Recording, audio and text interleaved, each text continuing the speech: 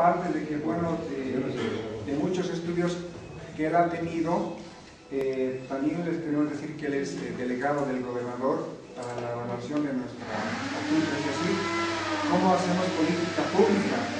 Quizás al final le vamos a pedir, quizás al final de su exposición hay que aprovechar que todo lo que estamos sacando acá no solamente se convierta para llevar el amigo a la familia, eso está bien. ¿Cómo hacemos cuando hablamos de los técnicos ya no tenemos poder? Aquí tenemos que entrar a la política pública, eso quiere decir para los demás que no están acá, para los demás que ignoran y para los demás que no tienen interés y son víctimas. Yo quisiera que esta parte al final lo vamos a dejar terminado con su experiencia en Cochabamba. ¿Cómo estamos haciendo para introducir estos conceptos, estos principios, estas experiencias en nuestras leyes acá del departamento de Cochabamba y en realidad de nuestra constitución política del Estado, que es uno de los más revolucionarios del mundo, del de Bolivia, ¿verdad? Entonces, por favor, un aplauso a Reinaldo Cuadros. Nos va a poner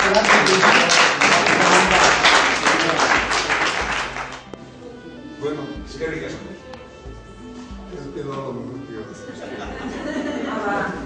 Bueno, me siento muy honrado y complacido de estar con ustedes.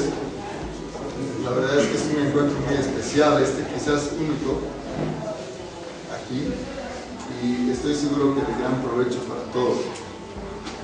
Y también coincido con las opiniones que va a ser de gran provecho para los que no están aquí. Y este tema es un tema muy apasionante. Lo raro es que todavía no se hayan agarrado de los cabellos. Porque cada quien defiende sus convicciones, ¿no? Somos inteligentes, pues. Algunos a capa y espada, otros con la pluma y otros con la cuchara. Sí, Y otros con los cuernos. Bueno, ahí yo... Pero bueno, gracias realmente. También quiero agradecer la presentación anterior, realmente excelente, especialmente por el enfoque, el propósito de lo mismo. Y ya va tocando fondo. Entonces, esto se puede ver de muchas maneras. Una manera que quizás ha sido el título de la exposición, sustentabilidad y holística. Lo sustentable se puede mirar de varias formas. Tenemos una pequeña presentación. Vamos a empezar con lo que estamos más acostumbrados.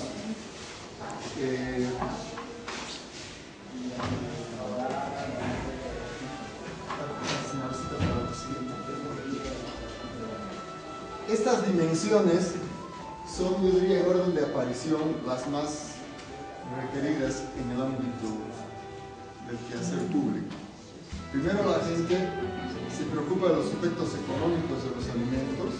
Cuando va a comprar, pregunta primero el precio. Pero tiene efectos sociales, que son todavía más importantes. Tiene efectos ambientales, que son más importantes. Y tiene efectos filosóficos, que son todavía más importantes. Son niveles de profundidad. Este debate es interesante, no muy lejos de aquí, en Tuxtepec hay una cumbre de cambio climático en 2010, y una de las ideas de esta cumbre famosa era el análisis de este cambio climático, el análisis ambiental, para buscar si es que deberíamos buscar otra matriz civilizatoria, es decir, ya se había llegado a ese punto de que si realmente no estamos completamente despistados, ¿no? O sea, ya a nivel humanidad. Entonces se hizo un seminario aquí, se invitó a algunos científicos para establecer la ruta crítica, para entender qué es esto del cambio climático. Y hubo una presentación que era la necesaria identificación de las causas estructurales de la degradación ambiental y de la destrucción del planeta. Entonces invitó a científicos de todo el mundo, y son algunas de las cosas que surgieron. Primero, que el cambio climático y la degradación ambiental son temas que ahora se estudian. Por ejemplo, actualmente hay un posgrado en La Paz en el convenio Andrés Bello y seguramente en todos los países integrantes del convenio, que hace un enfoque de la resiliencia. Vamos a entrar un poco más adelante en lo que es la resiliencia, pero esto ya se ha asentado en el debate académico actual, en todos estos niveles. Por ejemplo, el cambio climático en sí, en realidad, es otra más de las frases comerciales. El cambio climático en sí no es el problema, es solamente una punta de un iceberg, como se dice. Es una cosa que es visible, la gente lo siente, pero no todo lo que sentimos está pasando, como decía Carmen, ese mundo de la ilusión, ese es Maya. Y en realidad el clima es solamente una pequeña parte de lo que es el ambiente. No es la cosa, es apenas un indicadorcito pequeño dentro de todo el fenómeno de lo que es el ambiente. Y el tema de la diferencia de temperaturas tampoco es realmente el tema crítico. Por ejemplo, aquí ustedes en este sitio están en el lado sur de una colina de los Andes. Entonces resulta que aquí no llega el sol muy temprano y hay cambios de temperatura de hasta 10 grados incluso en un día. Entonces, por moverse la temperatura a 2 grados, eso no es el problema. Obviamente a nivel global tiene ciertas implicaciones, pero es un poco más de mercadeo que de realidad. Si ustedes se mueven al otro lado de la colina van a sentir otro clima. Y esas son mediciones, por ejemplo, hechas en Bolivia, ¿no? Fíjense, en un mismo sitio hay desde 9 grados hasta 24 grados al mismo tiempo. No estoy hablando siquiera de diferentes momentos. Entonces, todo ese discurso de la temperatura es una propaganda más. El verdadero problema es que hay una degradación ambiental. Y el ambiente tampoco es solamente físico. Ustedes van a ver que quizás la mayor degradación es cuando ustedes se suben a un autobús y escuchan a la gente hablar. Una conversación vulgar. Eso en realidad puede ser un deterioro mayor que simplemente suba o baja la temperatura. Y con toda seguridad tiene efectos más serios, tanto en el comportamiento humano como en la reacción humana ante los acontecimientos del entorno. Entonces, además es importante que cambio, en realidad no es una palabra adecuada. Cambio puede ser una cosa muy positiva. Por ejemplo, aquí estamos hablando de cambiar nuestros hábitos, cambiar nuestras costumbres. Aquí se habla del proceso de cambio, etc. Entonces, si alguien diría cambio climático, los finlandeses dirán qué maravilla, se está calentando el planeta finalmente y era hora, ¿no? Nosotros estamos mejorando, cambiando, Exacto, entonces el cambio no es en realidad la palabra. Lo que está ocurriendo ambientalmente es una degradación y lo que está ocurriendo con la naturaleza es una depredación. Son cosas distintas. Entonces es importante entender que además esta depredación tiene un sentido negativo, quiere decir que va en un sentido irreversible. Eso es algo que hay que tomar en cuenta. Esa es también una señal de la naturaleza. Por ejemplo, en Bolivia, las mediciones atmosféricas reflejan, imagínense, estas son medidas de partículas por millón.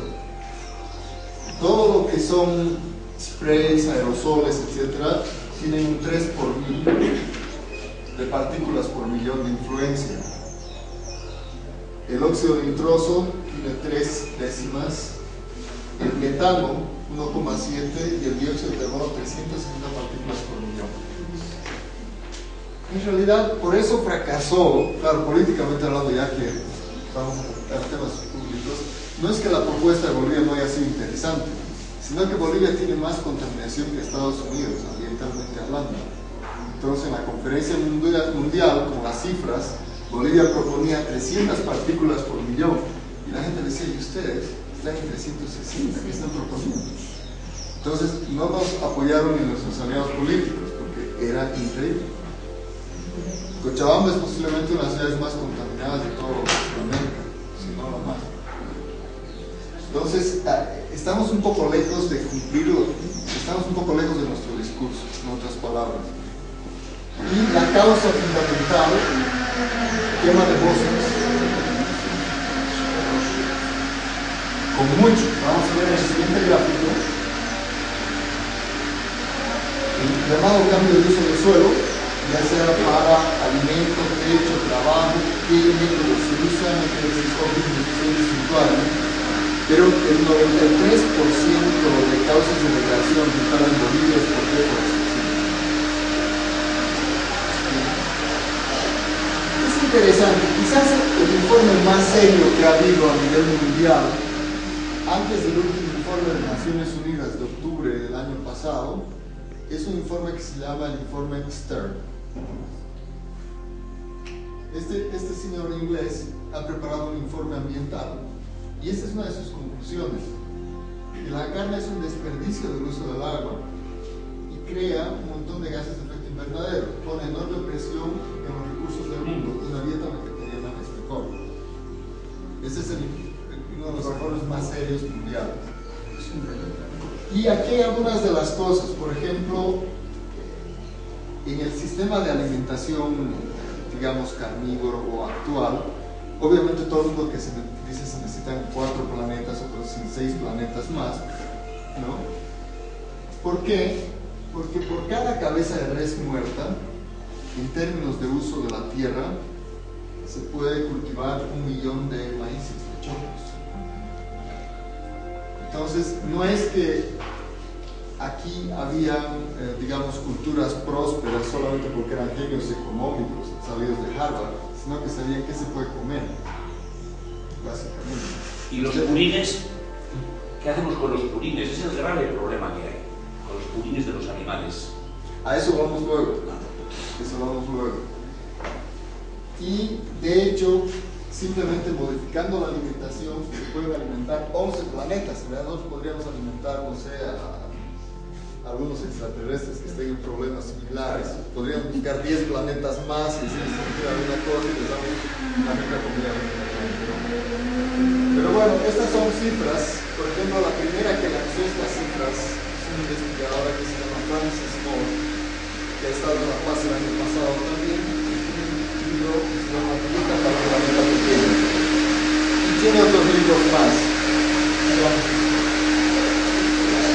Luego, lo mismo, el uso del suelo, ¿no? En una hectárea se pueden cultivar 20.000 kilos de papas o 200 kilos de carne. Entonces, uno puede escoger qué prefiere, ¿no?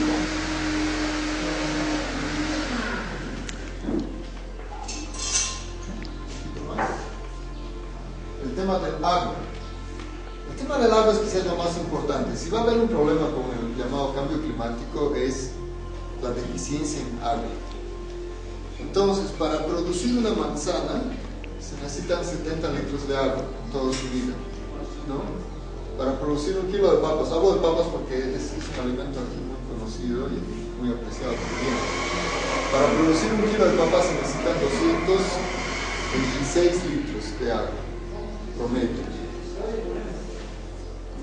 Para producir 1 kilo de carne se necesitan 15.500 litros de agua. Entonces, National Geographic, yo no soy socio ni nada, pero es una de las revistas más leídas y reconocidas mundialmente, ha sacado una gráfica el año pasado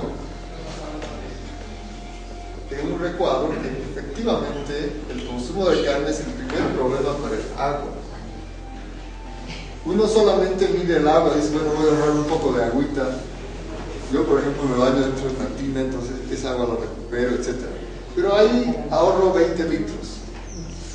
Pero en cada litro de carne son 15.000 litros de agua. Y eso no es una broma, es un montón de agua. Son 300 turriles de agua por cada kilo de carne. Entonces, en temas ambientales, no hay donde perderse. Esto es el problema. No crean ustedes que es solamente porque, no sé, uno hace cierta cosita que maneja un vehículo. Ni siquiera los vehículos son el problema serio. Es la alimentación. Por eso estábamos hablando que uno puede hacer una revolución, etcétera, pero si hace una revolución en su plato, va a ser la revolución más efectiva. Aparte de las toxinas que hay en ese kilo de carne, toxinas concentradas, porque mira la cantidad de vegetales tóxicos que se lo ha comido ese ganado. Si no es orgánico. Y así todo, la matanza, todas las toxinas que tiene se concentran en la carne, porque la matanza es criminal. Y hablando de los vascos, ¿no? Hoy en día están un poco malcriados, pero antiguamente, como parte de la colonización, introdujeron la matanza de los toros, porque no era una práctica de los originarios. Pero bueno, así que estos son los países responsables del famoso cambio climático. Fíjense las banderas. Son los países que comen carne. Esto no se dice, ¿no? Se habla de la industria, de los... Esa es cosa poca. En realidad, esto es exacta y directa relación entre el consumo de carne en los diferentes países, ¿no? Ahí ven ustedes Estados Unidos, Australia, Alemania, Inglaterra, Italia, Francia, y van a ver la India aquí, a la cola. India no come. Come mínimo. India, los hindúes ninguno, son los pobres, no, los musulmanes que están allí, los dadis y los intocables. Ellos comen todo lo que pillan, se están muertos de hambre. No, me comen a mí también me mordieron. O sea que fíjense, esa es la verdadera ecuación del problema climático. Y esa es la verdadera realidad que no se dice porque este es uno de los... La gente no habla de los vicios propios, siempre acusa a los demás. A los que utilizan bombas, químicos, es así, uno siempre trata de echar la culpa a otros. Entonces la cosa va por otro lado. Y esos son datos objetivos, ¿no? También esta es una gráfica sobre cuánto es necesario de lo que se consume y cuánto realmente no es. Entonces, lo superfluo en realidad consume el 70% de los recursos de la tierra, lo superfluo. Y lo necesario consume un 10% de los recursos. O sea que también otra vez estamos yendo al tema de los hábitos y de la cultura en realidad. Estamos hablando de los excesos del clima, estamos hospedados aquí en este planeta, ¿no? Que no es propio, si acaso algún día no estamos aquí, pero bueno, ya que me muestre su título de propiedad antes de nacer, les voy a conceder ese derecho. En realidad, está basado esto de los superfluos en el estímulo de los instintos animales. Todo lo que es publicidad, etcétera, lo que hace es sacar la bestia que llevamos dentro y fuera a veces, y mover todas estas cosas para un comportamiento compulsivo. En realidad, eso está basado en uno de los más grandes autores de lo que es la forma moderna del consumismo, es un alemán, el famoso Goebbels, ministro de Hitler. Y decía, lo que pasa es que si uno dice 1000 veces una mentira, se vuelve verdad. Pero Goebbels en realidad era un viejo tuerto comparado a lo que actualmente se hace. En realidad, hoy en día, Goebbels se aplazaría siendo un curso de diseño gráfico, ya no más que bruto, por favor, pase al final. Es decir, hoy en día, esto se ha multiplicado mucho más. Eso ha sido solamente el inicio de una gran campaña del uso justamente de la compulsividad de los sentidos. Y que viene, claro, la caja boba, y los que están detrás de la caja boba no son muy bobos, en realidad es un motivo. Ahí es el problema. Y estos son los efectos: se degrada la sociedad, se abusa la naturaleza y hay una desconexión espiritual. Obviamente, ¿no? O sea, si ustedes van y le charlan a un tigre que por favor come ensaladas, etc., va a ser difícil. Entonces, los niveles de deterioro, por un lado, el clima, como les digo, es apenas una puntita. Incluso en tema ambiental o atmosférico es algo bastante insignificante. El agua, por ejemplo, es una mejor medida del deterioro ambiental. Para los que han estudiado química, el agua se llama el testigo universal. Se usa el agua para probar el estado de los gases, el estado de la tierra, el estado de los mismos, etc. Pero justamente se desvía la atención porque si empezamos a analizar el agua, uy, el rico de los vegetarianos. Entonces, no, mejor hablaremos del aire. La la biosfera, pero hay algo que va más allá de lo biofísico. Y eso es algo que un poquito donde vamos a orientar lo que es la resiliencia. Lo que acontece no acontece per se, ocurre por nuestros estados de conciencia. Entonces, más allá de lo biofísico están modelos de desarrollo, no la gente sino el capitalismo, esos malditos, nos vamos a liquidar todos. Pero hay un poco algo más allá también, lo político. Él está hablando de las políticas públicas, la legislación, el ordenamiento de las sociedades, lo antropológico, lo cultural, los modelos civilizatorios en realidad todavía tienen un impacto mayor. Se habló de la India como ejemplo. La India ya ha cambiado de gobiernos desde reyes hasta una democracia chistosa de día. Pero igual, lo que influencia es la cultura, finalmente. Y también hay lo trascendental, más allá de lo mental, ni siquiera ya estamos hablando de lo físico, más allá de lo mental, lo realmente trascendental, pero esto va todavía más adentro y va al sentido de lo sagrado. Quiere decir que en realidad uno hace o no hace algo de acuerdo a su propio sentido de lo sagrado. Por ejemplo, si alguien le dice a uno, mire, no sé si hay gente que es de fuera de quizás no lo entienda así, pero por ejemplo, si ustedes agarran un cochabambino estándar, le dice, señor, usted no puede pasar el rojo, dice, ¿quién es para decirle? No hace el rojo ahora mismo, se pasa delante de usted, ¿no? Entonces, es decir, ¿quién da la norma? ¿Quién fija la norma? Últimamente va a ser el sentido de lo sagrado que uno tiene internamente. Porque si no, así esa norma no me conviene, yo voy a armar mi propio partido y más a ustedes, si ustedes no les gusta. Entonces es al final una pugna de egos.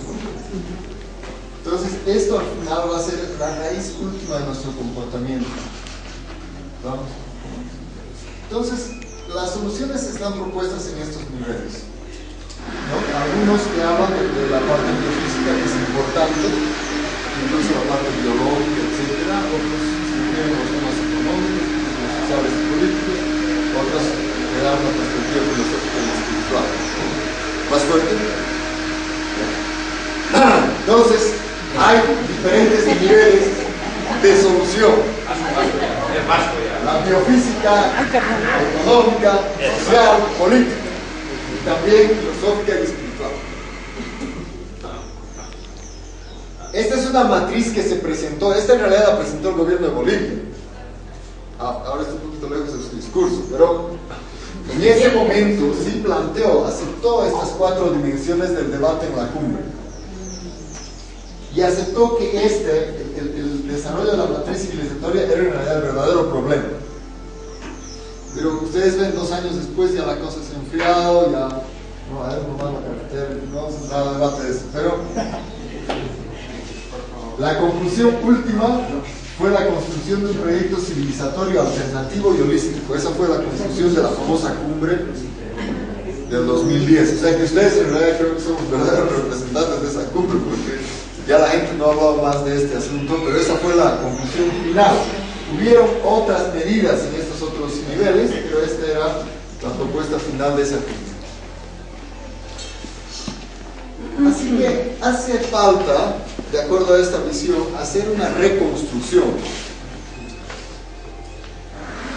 Porque lo mismo, la gente, si bien es cierto que aquí hubieran culturas antiguas, muy importantes, etc., también es cierto que eso es pasado, ¿no? Uno no va a encontrar, puede encontrar gente morena, pero gente culta, no sé, ya no es tan fácil. Ahora,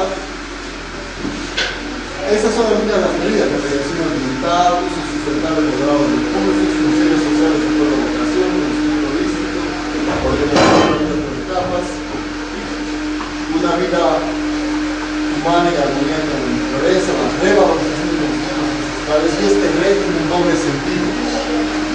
Por ejemplo, hay gente que dice, no, era traición sacarle el corazón a una llama. ¿Por qué esto lo hace? Hay que ser bruto, realmente, ¿no? Bueno, discutible quizás para algunos. Matar niños, mujeres, ancianos, a robar el petróleo. Exacto, entonces hay que hacer una revalorización. Eso quiere decir también mirar como crítico el pasado. No todo lo que se hacía antes estaba bien tampoco. Es decir, no es que vamos a... ¿no?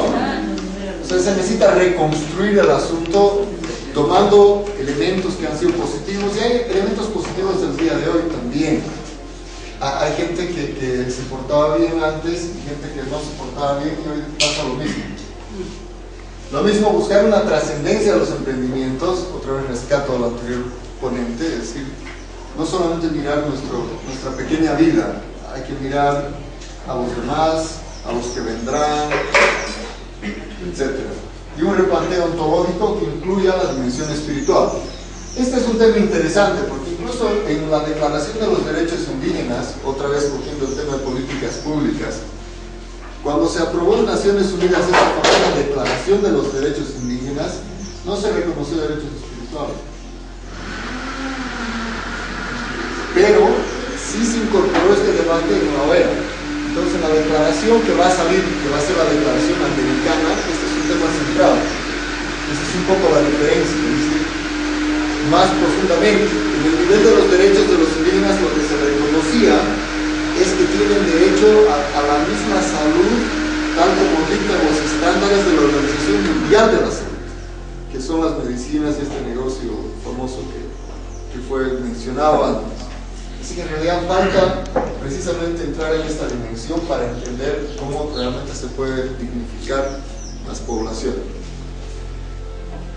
Ok, a ese nivel se hizo esta propuesta de sustentabilidad que se llamó el proyecto Amauta. Después les voy a dejar un poco de, y esto ya no es proselitismo, es más bien lo que es la promoción de construcción de viviendas ecológicas, sociales, etc., ¿no? Entonces, esto aterrizó, digamos, en esta propuesta. Y una parte de este proyecto eran los territorios sustentables y responsables, ¿no? Que incluyen todas estas ecoviviendas, bioarquitectura, etc. Bueno, seguramente René conoce más sobre esto. Hay aquí algún texto más. Sí. Infraestructura vial, energética, ecológica, seguridad alimentaria, agricultura orgánica, agua, aire, tierra, biodiversidad, ecoturismo comunitario y educativo, cultura holística. Esto partió como un programa de gobierno de Bolivia, este proyecto inicialmente. ¿No? Como les digo, ahora se ha enfriado bastante. Y empezamos con este concurso de una revolución del hábitat, porque al final era necesario, no sé si lo digamos bajo otra vez, era necesario tomar acciones sobre esto, disminuir el consumo, bueno, el consumo en general, ustedes saben eso mejor que yo, optimizar materiales, mejorar el bienestar, disminuir el costo ambiental de la vivienda, incorporar el conocimiento trascendental. Es decir, darle un propósito a la vivienda. O sea, ¿para qué vive uno? Porque también las hormigas viven. ¿Qué pasó? ¿No? ¿Cuál es la diferencia? También se propuso la creación de este Instituto Antropológico Indoamericano de la Via Yala. No se ha llegado a concretar exactamente. Se han creado, sí, 3 universidades indígenas, que hasta cierto punto han llegado, pero también más le han dado un enfoque técnico a algunos. Se ha enfriado un poco la profundización de esto, pero también está en manos de ustedes. Tienen conocimientos muy variados de diferentes áreas de salud, de mente, de hábitos, etc. Quizás algunos de esos elementos ustedes mismos los pueden retomar. Se había planteado un instituto de terapias naturistas, por ejemplo, a nivel nacional. Seguramente de alguna manera ya hay algunos que están progresando, pero más por iniciativas privadas, ¿no? Un diálogo sobre